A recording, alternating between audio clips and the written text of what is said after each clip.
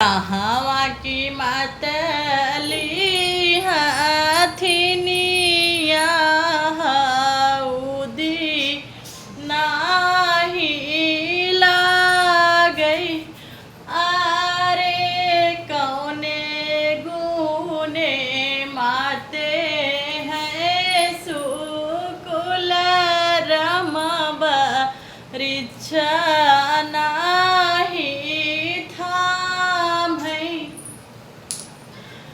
गोकुला के छूटली भैंसिया हउदी नाही लागई। अरे पुत गुने माते हैं सुकुल रम बरिच्छा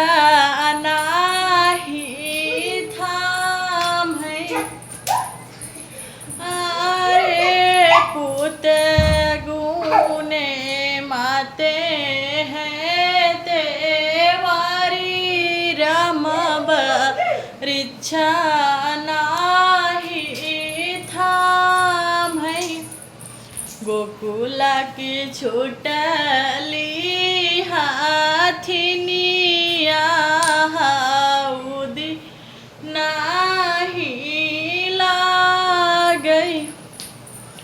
अरे कौने गुने माते हैं देवारी तिलक नाही थाम है।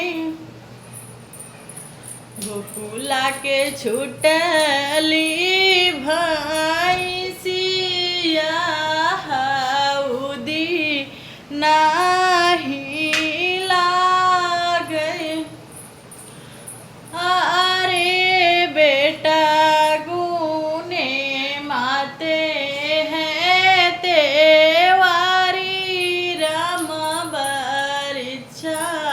नाही थाम है। अरे बेटा गुने माते हैं रिसुअरम